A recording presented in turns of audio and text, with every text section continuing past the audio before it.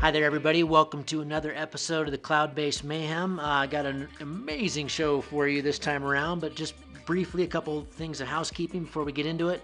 I'm going on a really short little UK film tour with hopefully a stop in Munich and a stop in Chamonix the weekend of the 8th, the 8th of April, courtesy of Cross Country Magazine. Thanks so much to Ed Ewing and Hugh Miller for helping me put this on. And I'm going to be actually up at Jockey Sanderson's Flight Park that weekend. I believe Saturday's sold out, but we've got a couple more spots for Sunday. We're calling it a master's class in paragliding, so we'll go out and we'll talk about vol bib and what should be in your pack and what to eat and drink to go far, thermaling and ground handling and top landing and dissecting vol bib and what should be in your pack and gear and all kinds of stuff. So we'll try to share with you some of the knowledge I've acquired over the years and a lot of the knowledge actually that I've acquired on this podcast. If you want to find out more about that, go visit the website, cloudbasemayhem.com, or you can visit my Facebook page or Cross Country's Facebook page or their website. You'll find all that information on the interwebs.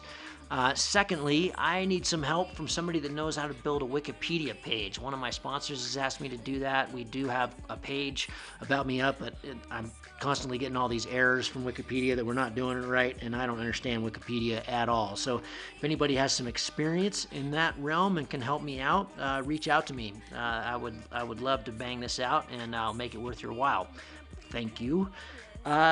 This episode, this is part 2 with Jeff Shapiro. He was the third guest we ever had on the show. He's back at number 3. If you have not listened to that podcast, you need to. Please go back, check that out. It was a very interesting time to be talking with Jeff for both of us. I was just wrapping up my first X-Alps, and Jeff had just lost a whole bunch of friends, his very close friends in the base community and wingsuit base community, Sean Leary and Dean Potter and Graham Hunt and others.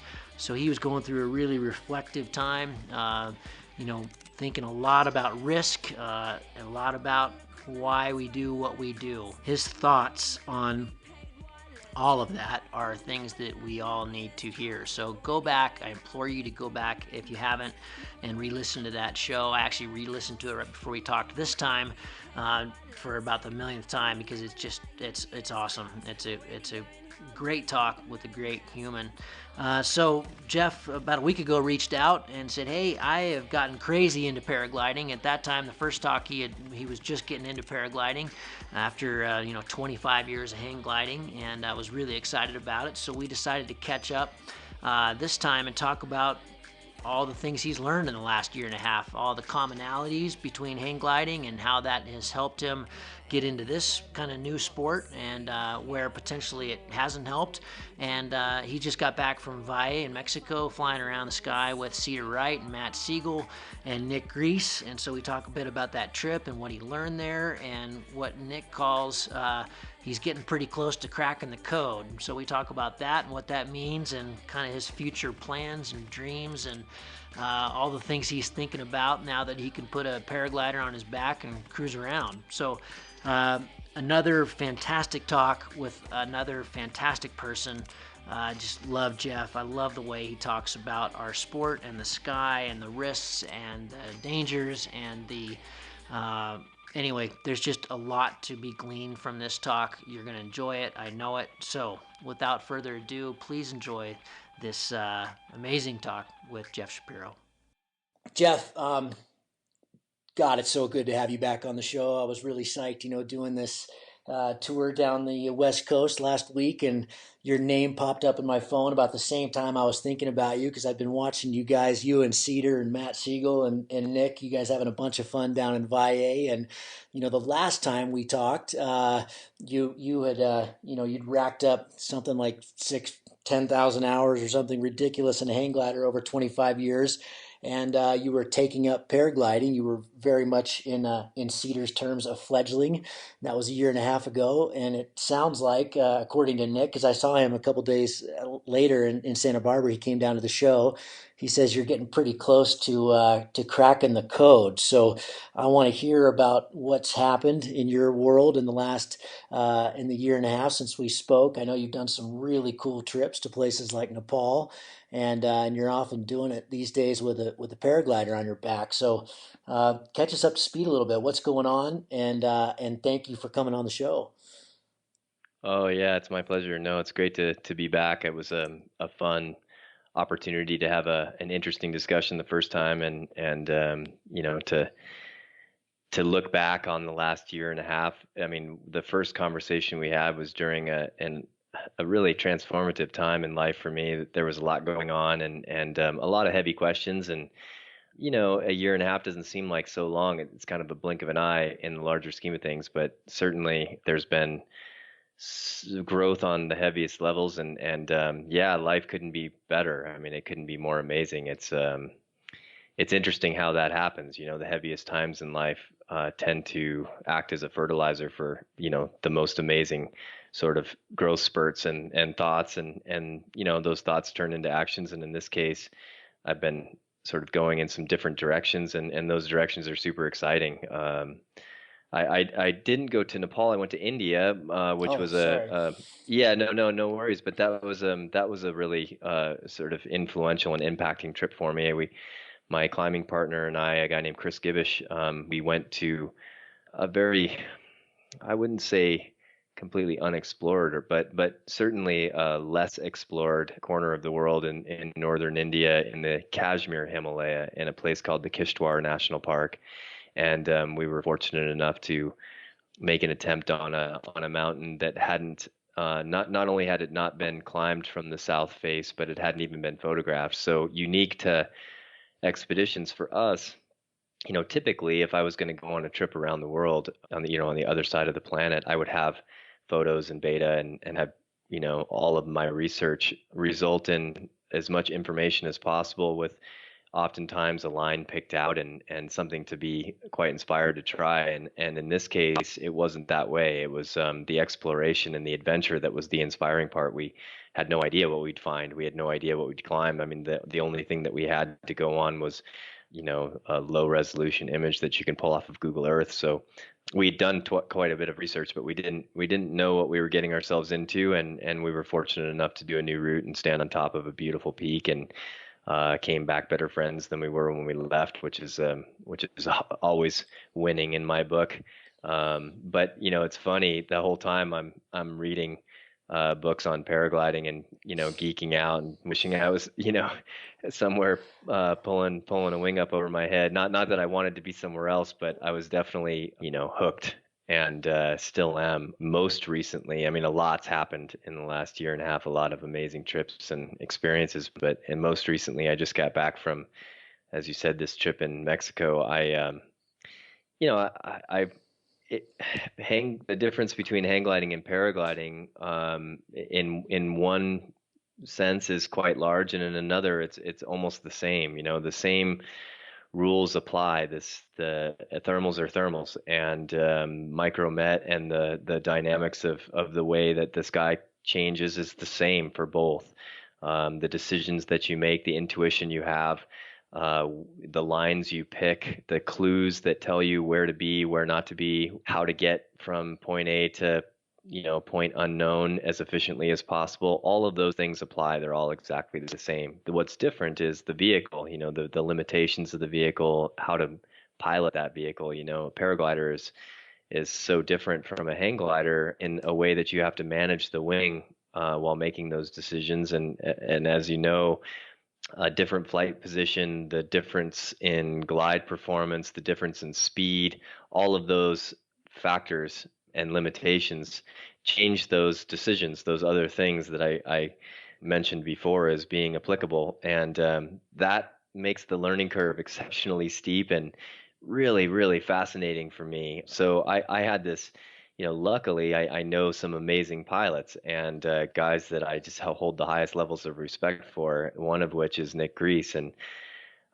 Nick, being not only an amazing pilot, but a very good friend, had mentioned to me that he was psyched to go flying. And I luckily took him up on that opportunity. And we went down to Valle during a time that I think is probably more suited to hang gliding in terms of conditions. It was pretty strong and pretty windy, but those were exactly the conditions that I needed, I think.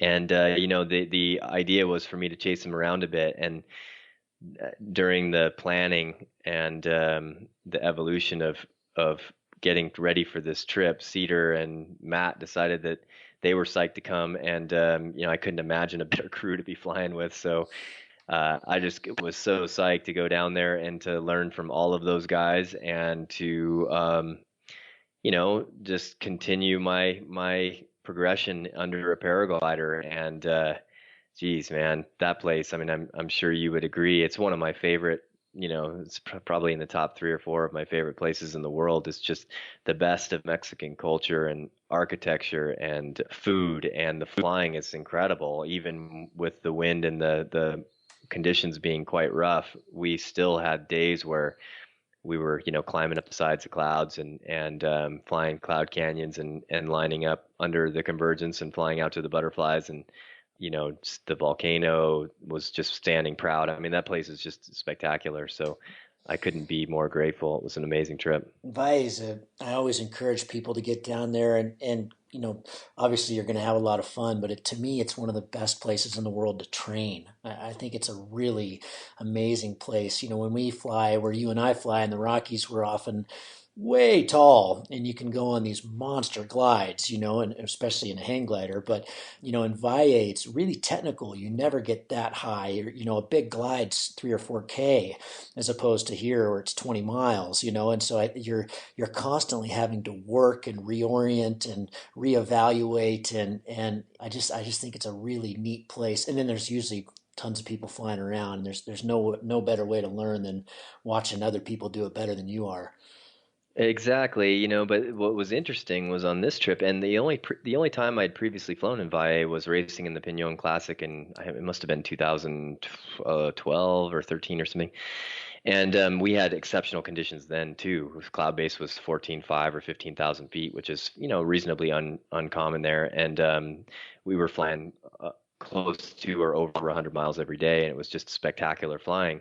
It was strong, but it was spectacular. And this trip was similar in the fact that most of the paraglider pilots had gone. There was Sure, you were oftentimes we were late. we Yeah, were yeah, we were the only four on launch, and a few of the days there were some locals doing tandems that were quick, and we were off early enough that although hang gliders did fly, they were flying a bit later than us. So oftentimes we were on course by ourselves, and like one day, that day that I was speaking of before, when we flew out towards the butterflies, I got a bit behind Cedar and Nick, and it was a great experience trying to pick lines and use those previous experiences racing hang gliders to try and catch ground and hook up with those guys and make time. And yet, although I think that you're right, I think being in competitions and certainly being in the air with other pilots is this incredible opportunity to test your decisions against theirs and to try and outclimb people and to work on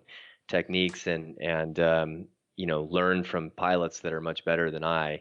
It's also an amazing and super valuable experience to be on your own and to try and make good decisions based on nobody other than you to either make up ground or to get further. Or, I remember racing hang gliders and having days where I, was low at the start and decided to take the next start, only to find that, 90% of the field left on the first start, and maybe even miss the second start and find myself flying the course completely by myself. And those days were some of the most valuable days. Sure, I learned more by racing with the best pilots in the world and being in the fastest gaggle and seeing why, at times making my own decisions and at times following and learning why the better pilots in the gaggle were making the decisions they were making. But those days where I was on my own, pushing hard and letting go of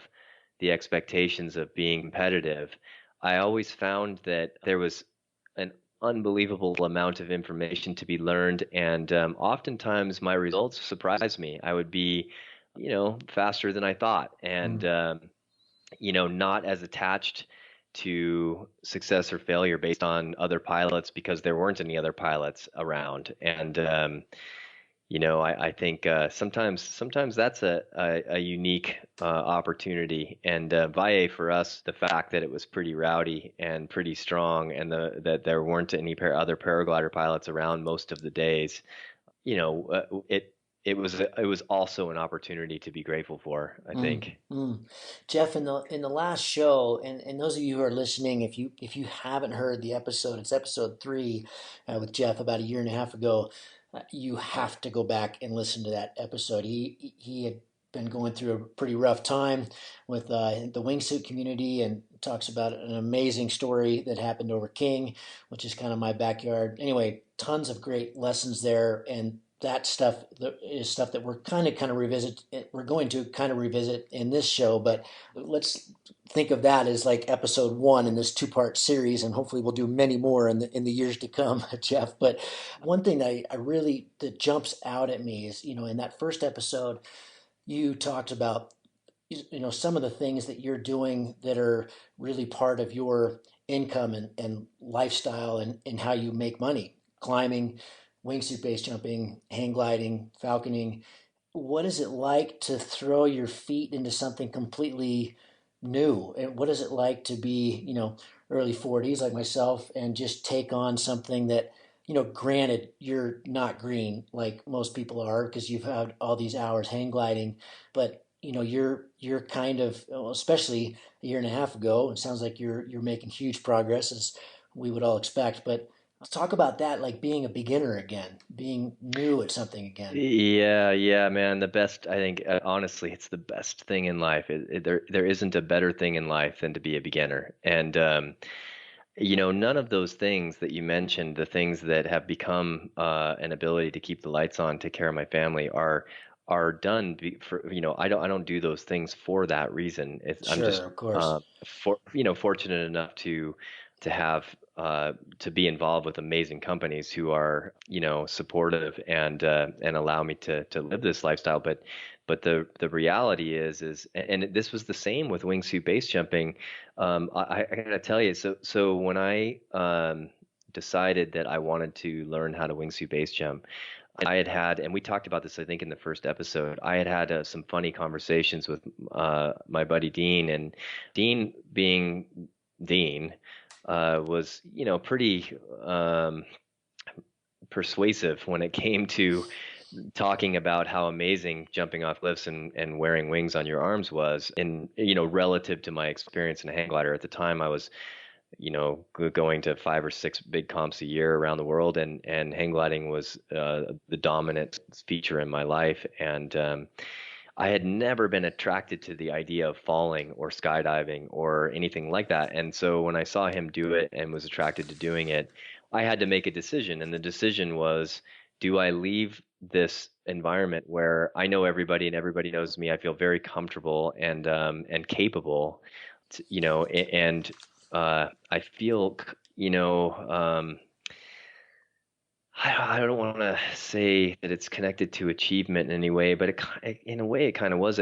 I just felt established, and to leave that behind and walk into a drop zone of all places, which is a pretty, could be kind of said to be its own sort of community and environment and hierarchy and all these these aspects of skydiving drop zones. To walk into that environment where nobody had a clue who I was, or gave a shit, and to start at the beginning, to say, I know nothing, please, teach me everything, I need to learn, and to detach from ego, and definitely from personal identity, from like seeing myself as a hang glider pilot. I had to come to terms with this idea that no longer was I going to be able to say, hey, I'm a professional hang glider pilot, I'm making my living flying hang gliders. And instead, I was stepping into, hey, I'm a beginner skydiver that has aspirations to someday fly in the mountains in a wingsuit. And I have to tell you that letting go of that, or at least the recognition that I didn't feel like personal identity being connected to something, especially that involved risk, was acceptable. And that was very freeing for me. And Mm, it also ended up being that I reconnected with that what we talked about, how amazingly fun it is to be a beginner, to learn. And then the emphasis of why it was that I was out there doing the things that I was doing became more clear. It wasn't to be good at something. I could give a shit about being good. It was to get better, to learn that progress, and that progression was what was really turning me on. So to let that go and to try hard to learn every day to be better than I was yesterday really became the driving factor, and has since become the driving factor of my life. And I feel strongly that that's kind of the right reason for me to do these things. And it's not certainly not the only reason. I mean, joy and happiness and the appreciation for life that comes with a focus on staying alive. Those things I think are also factors, but learning, continuing to grow as a person, continuing to explore what's out there, what's possible, and finding new things to experience. I have only so much time between the time I'm born and the time I die, and to continue doing the same thing over and over again is, it's I think we can't continue doing the same things without continuing to learn. It's undeniable. But clearly, when you choose new things and new environments, that learning curve becomes a bit more impacting, and certainly is a steeper curve. So my goal has changed from being, the very best at one thing to trying to utilize my time on this planet to experience as much as possible. And then all of the benefits of that become, I get to meet amazing people. I get to discover new perspectives, and certainly new culture, and see the world and see how other people live. And that in turn feeds the way that I live and who I become, and allows me to be a better person around the people that I love the most. And it's a formula that's been working for me. So Mm. yeah, I think, paragliding is very much that way. A lot of what I'm absolutely turned on about paragliding, or what turns me on about paragliding, is not only is it this new way to fly, and we should talk about this too. It's also an incredible meld between this alpinist's mentality and my love for flight. It really does cohese climbing and flying in a way that wingsuit base jumping and hang gliding cannot. Both are individually amazing, but they're not the same. They don't have that same potential that paragliding has. I was just gonna say what is really screaming out to me now is it must be awesome for you to be seeing this world that you're so intimate with through hang gliding. And like you said, thermals are thermals, the lines are lines. The techniques are similar, but it must be a completely different way in some ways to see the world. I mean, you're able to launch now in 30 seconds. You've got something in your bag that you can put on your back. What Yeah, how is that impacting the way that you are seeing yeah. flying? It must be enormous. No, it's incredible. The thermals, as we know, you gain this repertoire of experience, and this that experience can be, it's stored subconsciously, but you can draw from it. So as you're thermaling, it's always, I think I might have said this in our last conversation. The best pilots, in my opinion, have this ability to balance intuitive and linear thought. So while you're thinking about the shape of the thermal, the length of, or the character of the thermal, Mhm. based on lapse rate and stability. The length of the cycle length will depend, or will determine whether or not the thermal's bubble like or column like, and how long it lasts, and all these things like temperature and directional shears affect the way the thermal behaves as it ascends, cools, and expands. So all of that is very similar, and I'm thinking of in logical terms as to what's happening. But all of that is building into an intuitive thought process that allows me to drift and sniff out thermals. The best part of a thermal. Oh, it must have gone over here. It's kind of becomes a bit of a mix between knowledge and dark arts. And all of that is the same in a hang glider or a paraglider. The two aircraft are close enough that all of that is the same. But you're right. The beauty of it is while I'm climbing now and trying to do all of that automatically, I'm also trying to manage the wing, If it's rough and there are, sharp edges, if it's a high pressure day or whatever, being able to keep the wing pressurized and have the proper techniques of stopping a problem before it becomes a problem. I had a couple of little cravats that I had to fish out for the first time, and some pretty big whacks, including a more than a 50%er, like 350 feet off the ground, coming into land in an active field one time, on this last trip. Those things are very new for me. So I'm doing my best to have good reaction time, and to use what people like Nick have told me to make sure that like I said, I fix the problem before it becomes a problem. Now the beauty is you're right. The thing fits on your back, and with a light kit, if you're fit and you have some experience in the mountains, and most importantly, I think the mindset that you can get yourself out of anything, and then the proper analysis skills to say, this is a safe LZ, that's a safe LZ, even though they're not green fields at the bottom next to a road.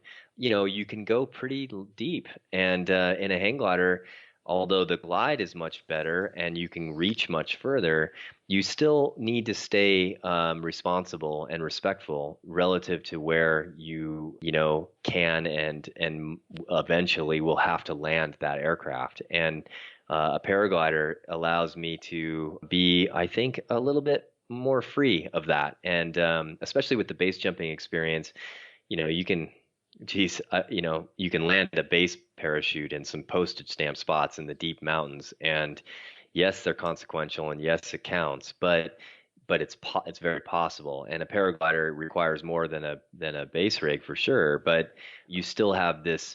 For me, that experience crosses over a little bit. I still have these different eyes, and I think that if I chose a line for the sake of the adventure, I know if I'm prepared that I could land on a logging road or in a clear cut, or somewhere, even if it's on top of the mountain in the deepest part of the range. I know that I can put that thing on my back and, use my alarm to text the people that I care about that I'm okay, and take however long it takes to get myself out. Mm. And that's a pretty cool feeling to not be hindered by some of the rules that have been sort of have governed my decisions over the past 25 years. It's exciting. It's exciting to think about these things that you guys are doing, to take this mentality of going into the greater ranges and having an adventure of real uncertainty, and apply that to paragliding, apply that to my free flying. And I got a long ways to go, and it's funny. I mean, relative. I think a lot of people, when I've said in the past, if you think you can do it, if you believe you can do it, you can do it. If someone else is doing it, you can do it. There's nothing that would stop anybody from doing anything that they knew was possible if they had the proper amount of belief. And people hear that, and they sometimes will get sort of be taken back and think that what I mean is that if you can imagine it, it'll happen tomorrow. And that's not what I mean at all. I guess I don't mention it because I think it's a given. It's also required to do the work. You got to accept a slow apprenticeship and be humble and make decisions based on the conservative side of the line until and that takes time. It takes effort. It takes nothing replaces mileage, right? And in our case, airtime. So you just have to get in the air and learn all that you need to do with enough room for error that your mistakes are inexpensive, so that when they're going to count, you'll hopefully do the right things and make good decisions. And like I said, that alpinist mentality applies to paragliding, and for me right now especially is super exciting. I'm like completely geeking out on it. It's great. Are Psyched. are there things in your hang gliding history, because it's so long and deep? Are there things there that might be holding you back, or are they all just pluses? Is all of your experience with flying just automatically dump into learning paragliding? It makes it easier, or are you finding some things, maybe even ego, or are there things that are getting in Mm, the way? no, the ego part, that was that's I mean, I have an ego like everybody else, and the most important part of an ego is that it keeps you alive, right? But Sure. that part was solved for me. Well, hope it's been impacted, I guess, by a really close call in a wingsuit, and living on bonus time ever since. Like I don't need to, I certainly don't need to prove anything to myself. So the way I operate these days is, for the long term, I try and keep what I do sustainable and make decisions to do the things that I love to do only when they call to me, and when joy and the most important reasons are the factors that are causing me to do those things. But I wouldn't say hang gliding has caused anything negative relative to paragliding. I mean, maybe some technical things like, for instance, and this was interesting, I sort of learned this on this last trip. In a hang glider, speed is always your friend. You need airspeed. Speed allows you to have quicker input on the glider. Because of adverse yaw, if you're flying slow, the slower you fly, the more delay there is in your input to the glider and how the glider behaves. So speed is always going to help things. If you pull in and you're flying faster, as I add input, that input translates to the glider doing what I want it to quicker, and then also that being a pretty high level factor towards staying safe, especially climbing. Those things kind of they don't apply as much in a paraglider. Being heavy in the hands when you're climbing isn't necessarily going to, as long as you keep your wing above your head, it's not necessarily going to cause you to put yourself in a dangerous situation. If I'm thermaling in a hang glider slow and it's rowdy, for instance, you're risking spinning the glider, or if it's really rowdy, tumbling. And if in a paraglider, you're maybe hands up, it seems to me like, and Nick pointed out that you can get pushed around a bit and be more going for a ride, as opposed to smoother in your turns and flatter. So maybe there are some things in the control aspects of the different wings that have been a transition for me to try and learn. But I wouldn't say that, well, I would say that hang gliding has done nothing but help me. Exposure to that environment, looking for signs, looking for the way clouds form, and on which side of the cloud as I'm flying towards it I'm likely to find the best lift, looking for birds, looking for other pilots, having that immediate intuition to shift from where I'm climbing to where another pilot is climbing, if they're climbing even just a little bit better than me, never leaving lift to go look for lift if I'm survival mode. All of those things apply. So I wouldn't say that hang gliding has hurt me at all. There is some, like I said, limitations relative to each wing that I'm having to relearn, and that's cool. But I would say flying a hang glider has done nothing but help. Yeah. How would you compare? How would you compare the risk and also the fear side of it? Now, I'm asking you to go way back, to when you were first learning hang gliding. But one of the things that paragliders hear from hang gliders all the time is that oh my God, those things collapse. They must be so sketchy, and vice versa. We look at hang gliders and go, yeah, but you guys are flying so fast. Right. What are the things that are real there versus misconceptions? Are you finding paragliding more nerve wracking in any way? I guess to learn. No, neither. I don't think Okay. neither of I don't think either of those things. I mean, I don't mean to say that I've never been scared in either wing, but neither of those things cause anxiety for me. I think they're just pieces of information to pay attention to, and to understand and try and understand as intimately as possible, and then to make your decisions appropriately because of, if I'm in a hang glider, if the field is long and the air is smooth, coming in super hot and low is acceptable. But if it's a short field and there's obstructions and it's really, really active, I might change my approach plan to create a larger margin. And paragliding seems to me like it's the same way. I think it's cool that they collapse. I think it's great, as long as you're not close to the ground. I mean, none of us should be afraid of anything but hitting the ground. And so until I get an intimate skill set of being able to keep my wing open at all times with 100% certainty, which I doubt will ever come, thermaling in super active air close to the ground will be something that I might choose to avoid, and yet when I'm climbing, if I'm getting banged around a bit and I'm trying to learn how to keep the wing open as another sort of tool in the toolbox, then I kind of hope it happens so that I can continue to gain that experience.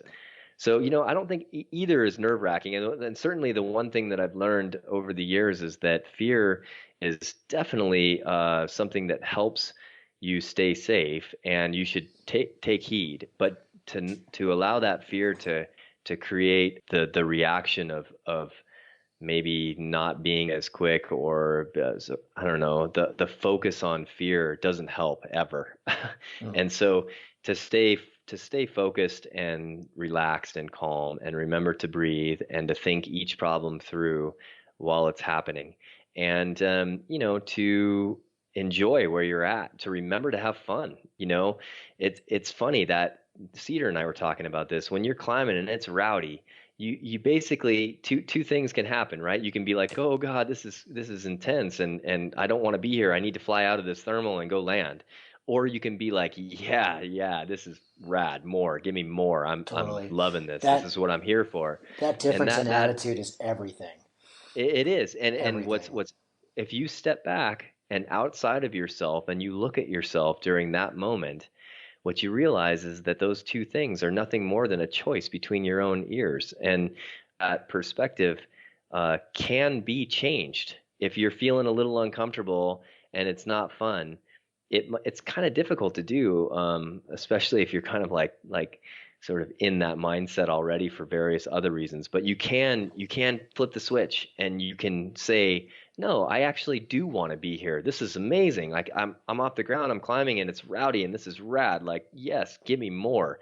And if you do that, your whole experience changes. And one way or the other, you're learning, right?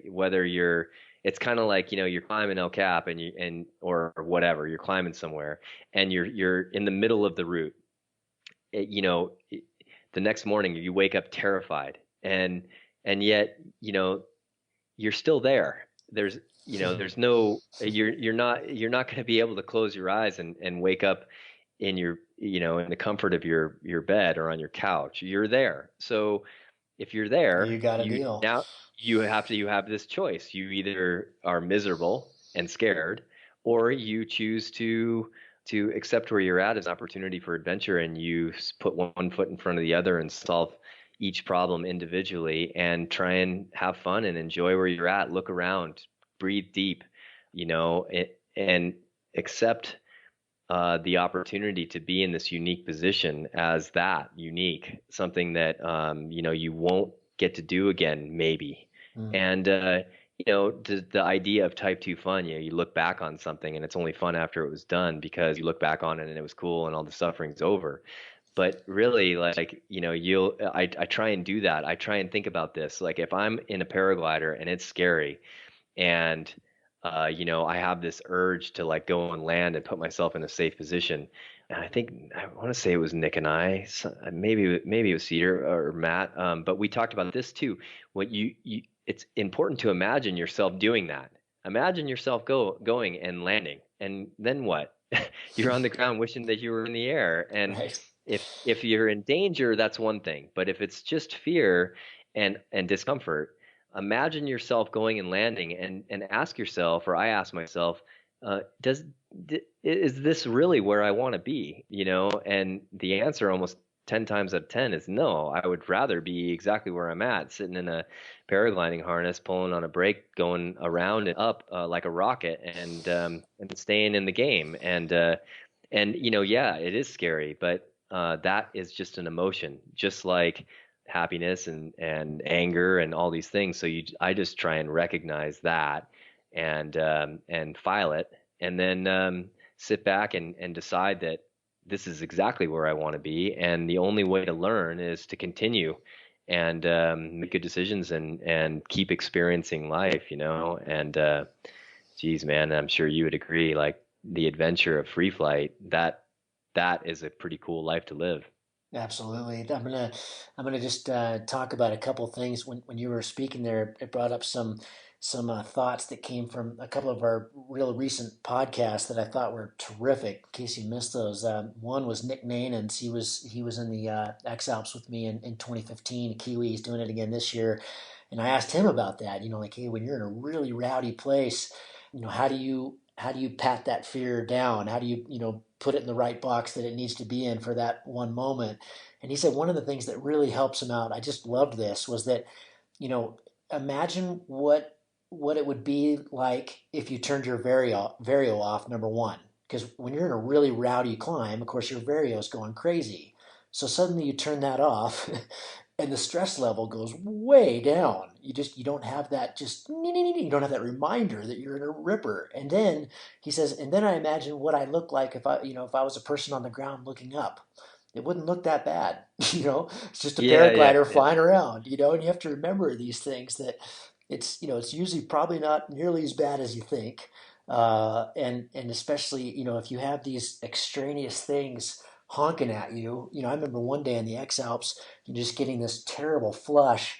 Had I turned my vario off, I just would have been going down really fast. You know, it wouldn't have been that big a Yeah. deal. I mean, it was good. It's all input, and we need all these inputs, to make good decisions. But there are ways, like you said, to control what's going on between the ears.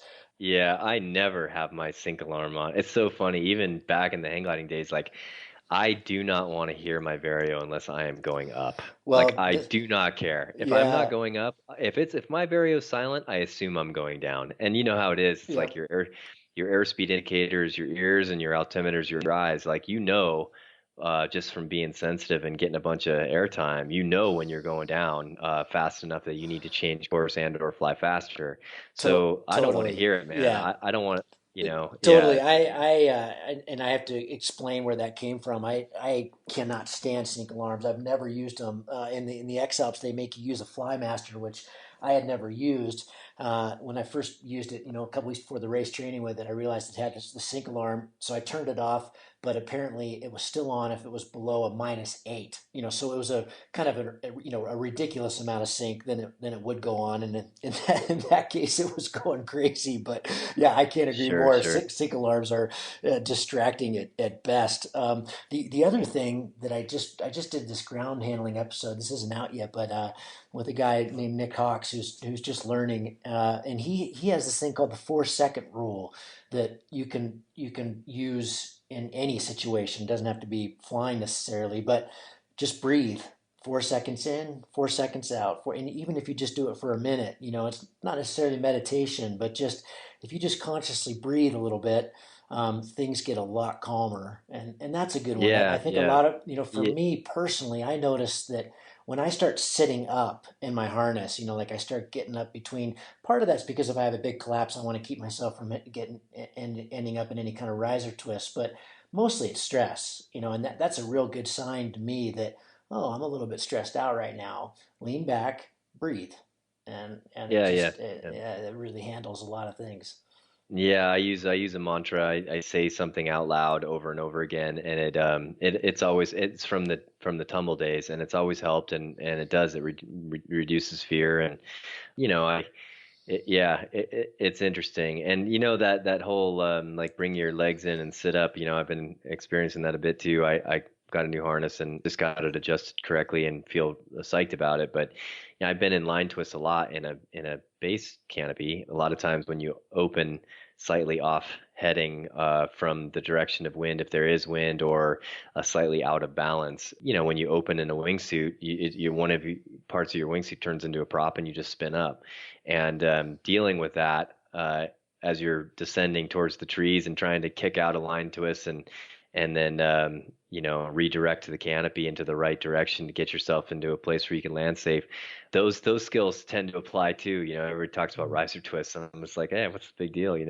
But I haven't experienced it in a paraglider yet, so I'm sure that it's probably a bigger deal than I think it's going to be. No, it's really not. The only time it becomes kind of a problem is if you're really wound up. You're in some kind of auto rotation. Where you got a big cravat or something, and so then it Sure, becomes sure, hard to spin out because there's so much energy. That of if you course. if you're in a big strong spiral, then it can be pretty tough. And then you just then the secret is just to go above the brakes. Because you can't pull any brake, so Right, you got to right. get your hands out and go higher. And this is Well, where SIV training really comes in. But yeah, and I wonder too, because I did some SIV last year and I really enjoyed it. In fact, I found it to be one of the more valuable things that I've done in a paraglider so far. But in a base canopy, and I wondered if it's the same. You would twist the lines down to the risers, which is a greater angle and allows for the physics to cause you to rotate the other way and unspin quicker. And the other benefit of that is, as you're twisting the risers, to bring those twists down from the lines to the risers, you can reach up oftentimes and grab a rear line group above the twist and control the glider or stop a turn. mhm. I had to do that I had an off heading and line twists, and had to campus up the lines and grab a rear line group to get the canopy turned and in going the right direction before kicking out of the line twists. And I wonder if that stuff applies to paragliding, but I guess in some ways I hope to find out, and in some ways I don't. It's Well, when you start learning helis and stuff, you'll have plenty of opportunities to test it all out. I promise. yeah, well, Well, yeah. take me through, Jeff, from a year and a half ago when you were kind of getting into it. So, wings, hours, what has your own personal progression looked like, and how have you attacked it? How have you kind of disassembled because I would imagine your trajectory and one of the things is you've got access, like you said, to amazing pilots like Nick. That's a huge hand up. But how have you kind of unpacked learning this similar but very different Sure, sure. activity? Yeah, yeah. Well, I still love to fly a hang glider. So in the last couple of years, I've certainly continued to do that as well. But the paragliding progression, especially recently, has kind of become dominant. And so knowing that nothing replaces mileage, I have wanted to spend as much time in a paraglider as I can. So yeah, I started off flying an older wing, an old Arcus, and it was just an interesting way to learn how to kite and to manage, the energy of that era of wing, and did some flying on it. But basically my first wing, I bought a Geo, and it's a fantastic wing, super, super good passive safety. I really enjoyed flying it, and it flies great. Compared to the other canopies or the other types of canopies that I've flown, it flies a little bit like a base rig. It's a bit of a truck, but I think that it's built that way for a reason. It's incredibly safe. I did my SIV clinic on it, and man, you can pull as much as you want out of the front of that glider, and you hands up, that thing is there above your head immediately. And doing like full rotation spins into full stalls was, that felt pretty sporty to me at that time, and that wing took a lot of those fears and brought them down to a level that was acceptable. So I couldn't be more thankful for that time on that wing. I got enough hours on it that I wanted to try something different, and I ended up making probably a reasonably sized jump to an Alpina 2, and the Alpina is also an incredibly safe wing, but it's definitely busier than a Geo, and it requires a lot less input to get it to do what you want, and I love it. I love the way it flies. I couldn't be happier. It's definitely, it's going to allow me to continue to grow as a pilot at a pretty high rate, as long as I continue to make good decisions and to fly within my skill set and level of experience. So that's what I'm doing, and keeping that wing open in really active air. Certainly it's capable. It's got quite a bit of glide for a C wing, and it's very light and easy to carry around in the mountains. It feels like it's got amazing passive safety, and yet it does require you to be active and to do what needs to be done to keep that thing open. And it handles beautifully. So that's where I'm at. I'm flying right now. I have an Osium for the days where I'm looking for lighter gear, and I have a Woody Valley X Alps GTO harness that I really like a lot.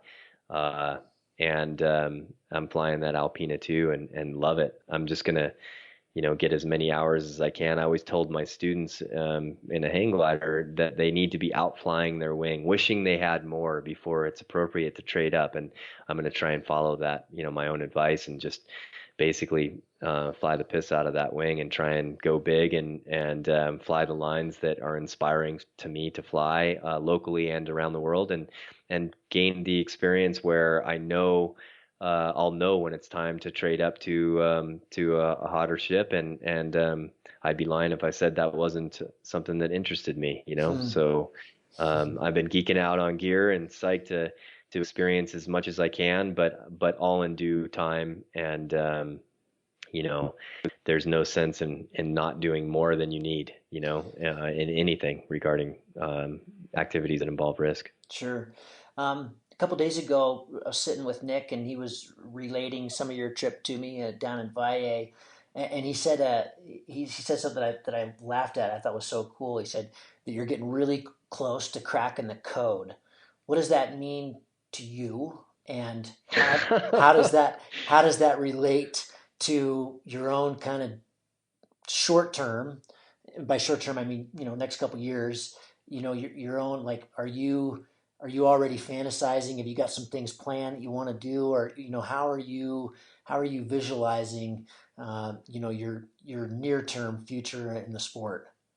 Oh yeah, man. I mean, the way I live my life, it's like one constant daydream, right? I mean, that's the deal is you have to, it's funny. I always say don't dream big, do big, and that's Mm. true, but you kind of have to start by like dreaming audaciously, and I'm not sure what Nick meant by cracking the code, although I'm happy to hear him say that. He's Nick's one of these guys that's just like, ah, man, he's so smart and so skilled, and so when I get a chance to fly with him, I look forward to the opportunity to learn more than I normally would by a long shot.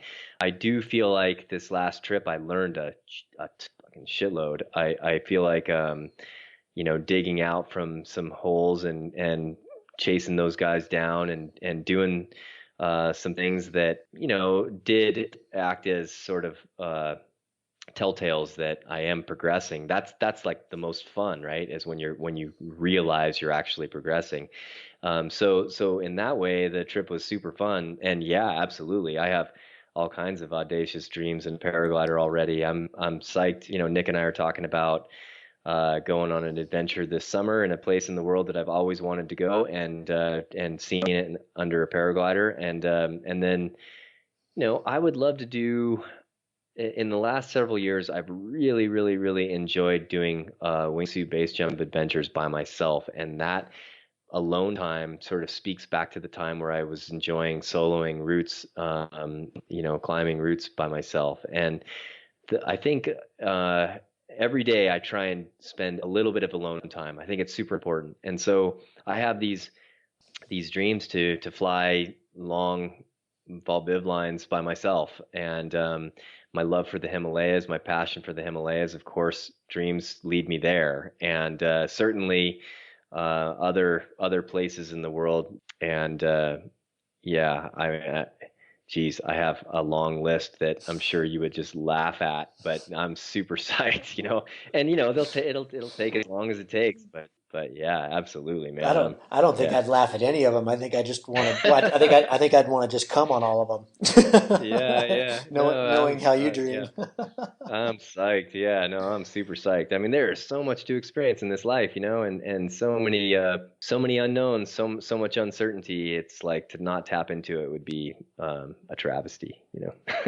Yeah, no kidding. Okay, switching gears here a little bit. The last talk we had was, uh, in a lot of ways, very intense because you were coming out of a pretty awful period, really. Dean and Graham and Sean and a lot of other friends, very close friends, and your mentors in the base world, in the wingsuit world. And we had a pretty serious talk at the end that I don't actually know actually really got answered. I was saying, how do you what are you gonna keep jumping? You weren't really sure at that point. Yeah, And, yeah, and also, we were talking about justifying the risk with your family and your daughter. And you said some really poetic things that really hit me, and I know a lot of our listeners about why we pursue what we pursue. And so I'd like to find out where you are now, and sure. you've had some time to think about it, and so I understand you are jumping again, so yeah, let's hear what's happening in the Yeah, wingsuit world. yeah. Well, it's funny you mentioned that it was a really awful time. In some ways, it was awful. It's horrible to lose friends, but in a lot of ways, it was a very, very beautiful time because it transformed the direction of my life, and I always say that those guys dying, as horrible as it was, and as much as I wish every minute of every day that it didn't happen, it was kind of the greatest gift that those guys ever gave me and several others, because it's allowed us to change our behavior and hopefully stay alive a little longer, and I owe them everything for that. I you know I am still jumping, and I do love it. And it's interesting. A lot has happened since then, and some of it is very similar and relative. When I left for, and I just got done writing an article about this. When I left for India, 5 or 6 days before I left, two friends, amazing guys and super inspirational, super strong, super experienced climbers, were lost in Pakistan in a storm, and that was really tough to say to my family, I'm still going to go, to go on an expedition and the unknowns involved in going to the Himalayas to try a new route. Shortly after, two guys that I felt like were peers and certainly at the top of their game died doing it.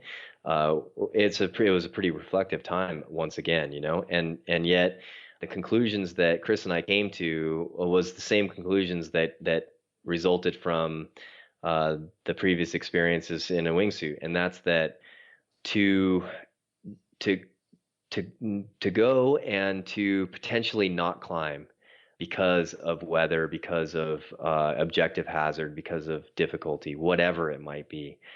That fits into the category of risk management. But to not go based on fear and doubt of what could happen is unacceptable to me. It's unacceptable, and the reason is because it would have to apply as a rule to the rest of my life, and that's just not the way I want to live.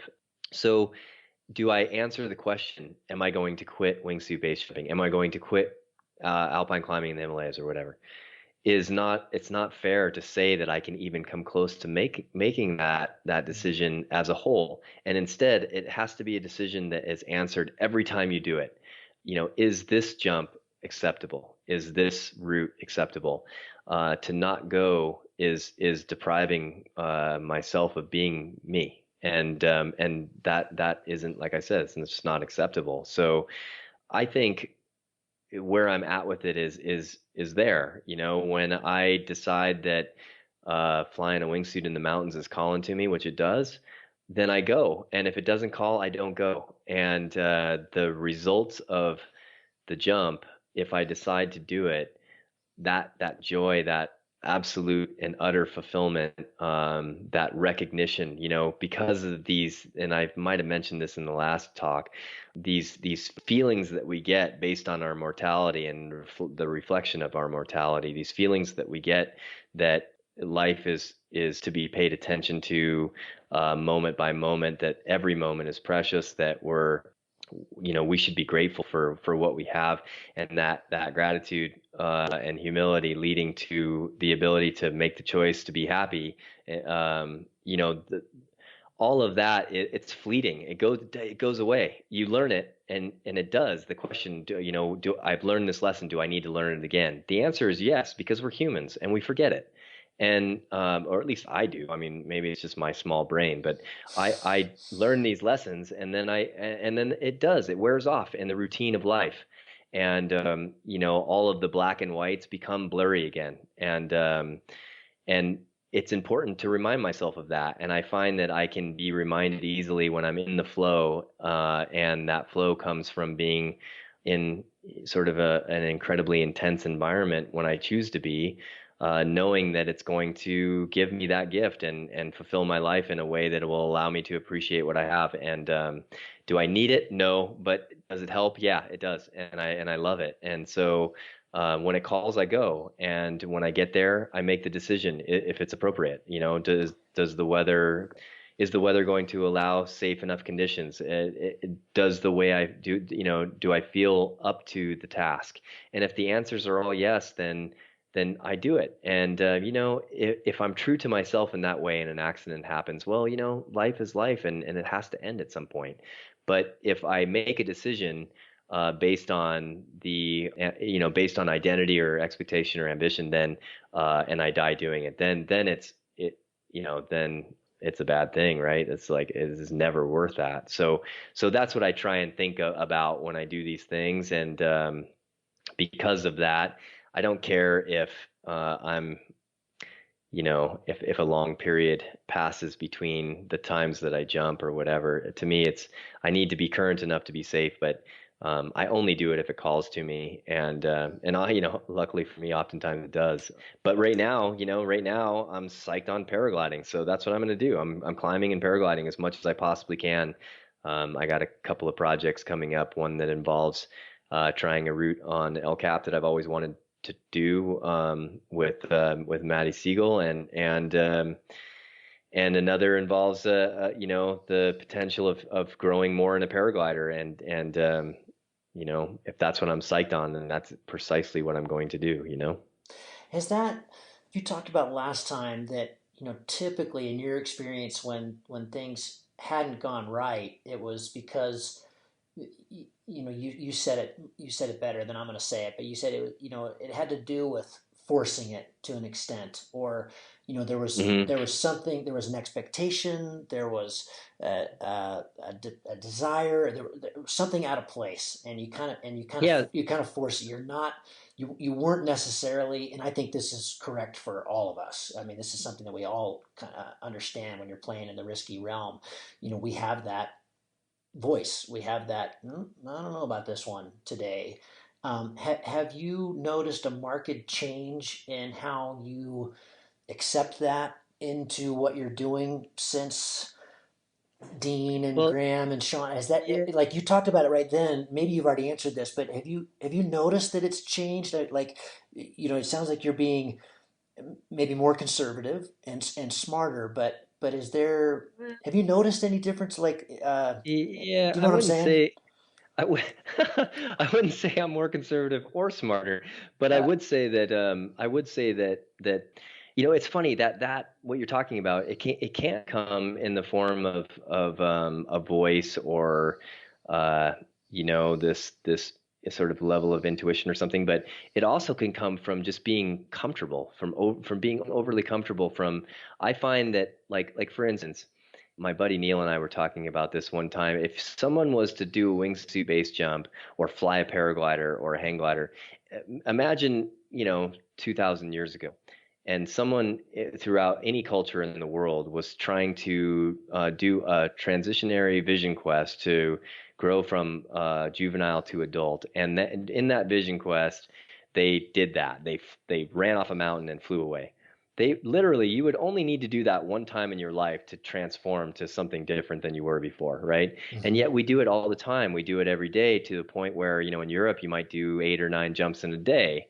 And there's, anybody who's done that would agree with me that, the way you feel after jump 60 on a 2-week trip is not the same relative to the risk and to the fear than it was at the beginning of the trip, and the way you feel at the end of the trip is relative to the beginning of the trip is not the same. And so what I would say is that I try and maybe stay a little bit more open to that, and I recognize from seeing the aftermath that it's no single jump is worth it. Jumping is worth it, but no single jump is worth it. So, I really need to want to do it, and all of the elements that would sort of lead to the expectation that the jump would be successful.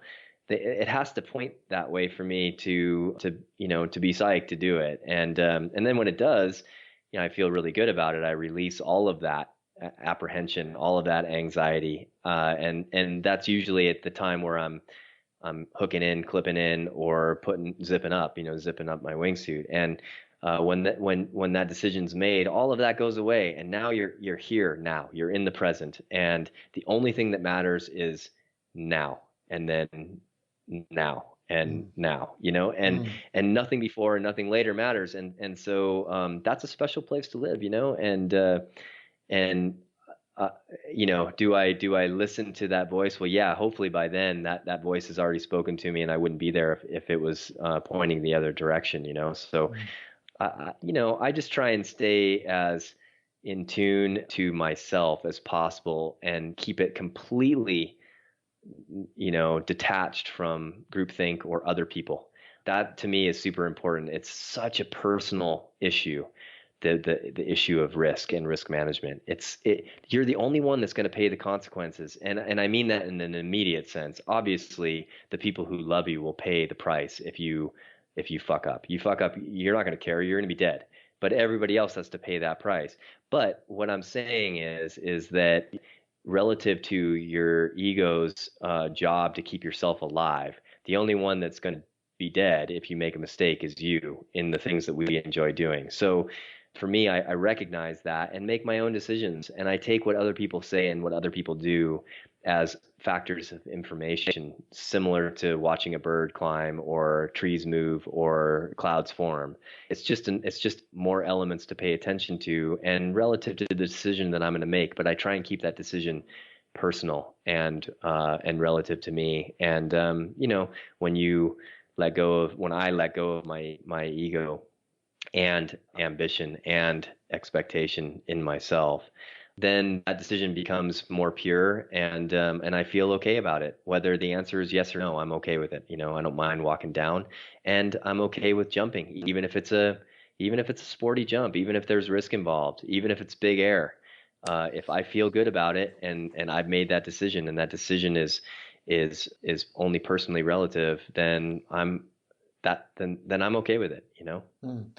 Hansa told me after the last race that I think he did the X Alps 5 times, and he flies with a photo of he just actually had his third, but at the time, I think it was the two, he flew with a photo of his kids on his flight deck.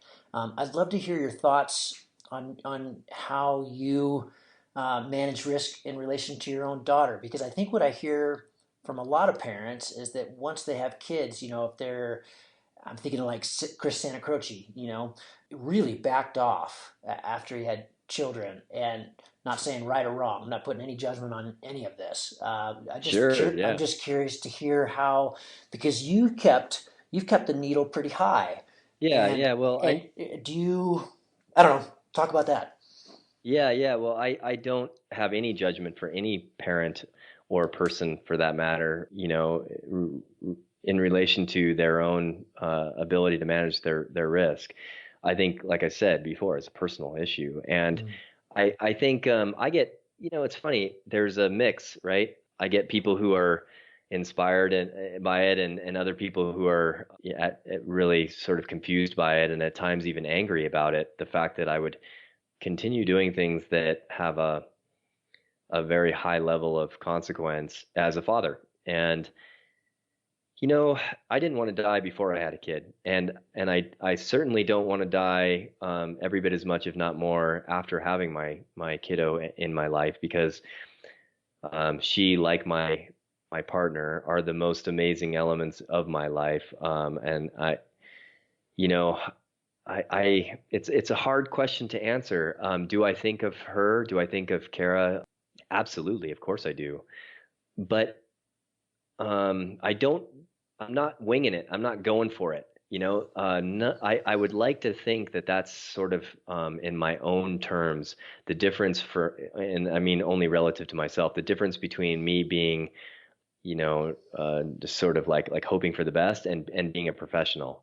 And that's that nothing that I do, even if it doesn't, especially if it involves a high level of consequence, is ever like, well, I hope this goes well. Mm. If I don't believe with 100% certainty, well, as close to 100% as you can get, which is, never 100%, right? But with as much certainty as I possibly can, if I don't believe that what I'm doing is sustainable and, something that I can achieve because of the work that I've done and because of how I prepared to earn the right to be there, then I wouldn't do it. I wouldn't, like when people see a video of someone jumping off a cliff wearing a wingsuit or whatever, looping a hang glider or doing acro on a paraglider or whatever, people see that and they think, oh God, that guy's shithouse crazy, But the reality is that that person, what the viewers can't see is the hours and hours and hours and hours and hours of repetitive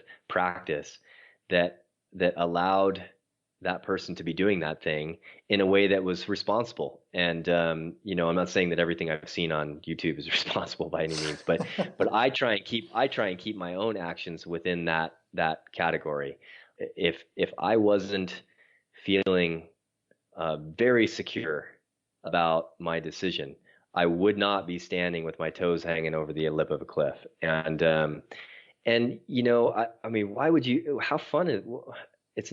I can't even imagine why someone would want to do that. That certainly finding fun in going for it and hoping for the best when the consequences, being maimed or dying, is that isn't going to last very long. That is far from sustainable.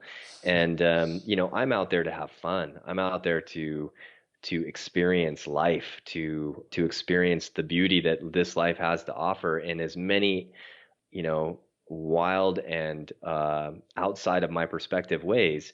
So to I guess I fit it into that category.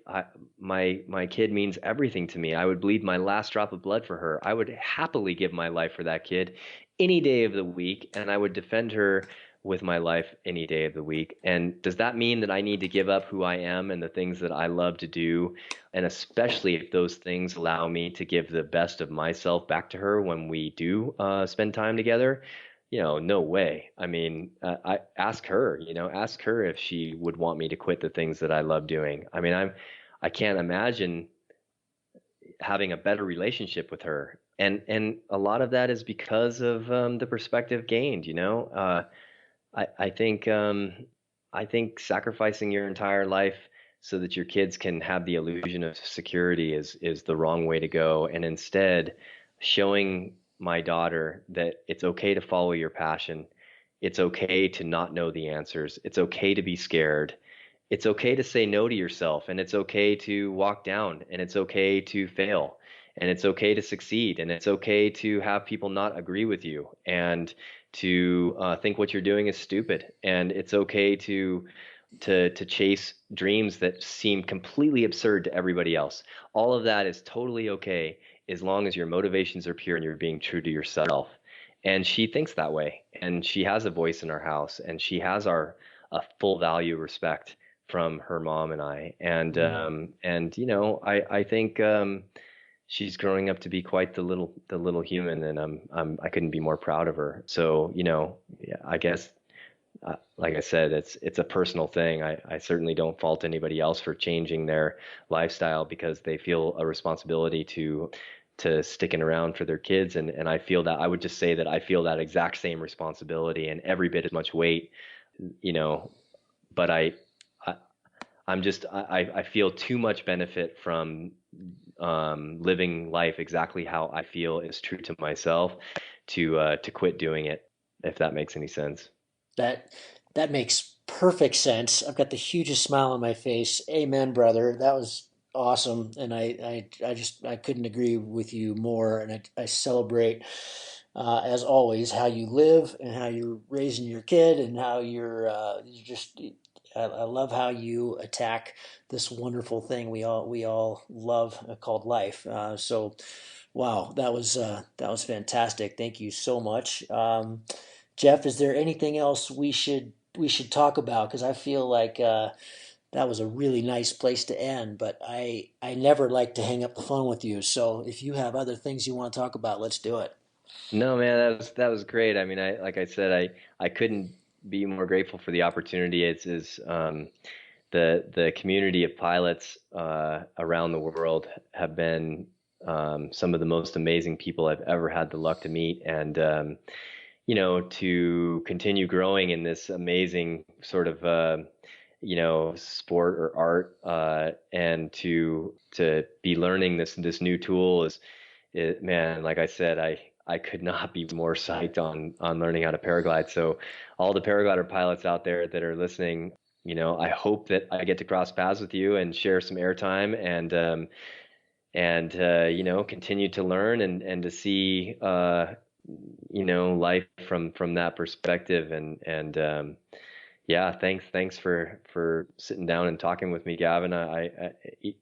As much as anybody, I hope to get a chance to share some sky with you, and hopefully we'll go on an adventure sometime in the future, sooner than later, eh? Yeah, like Cedar says, let's go chase some of that sky crack. Yeah, no doubt. Completely addicted. Yeah, he's such a bad influence. It's great. I love it. Yeah, totally. He is awesome. He is awesome. I know you guys have a lot of shared history together as well, so that's been really fun to see him chase it hard. That's always fun to see anybody chase it hard. So Yeah, him and Matt are crushing it. Those guys are flying really well. It's cool. Yeah. yeah, it is very cool. Jeff, thank you so much. It's always an Thank you, honor, Kevin. always a pleasure, and we'll let's see each other at Cloudbase soon. That sounds great, man. Thanks again. It was a privilege. Awesome.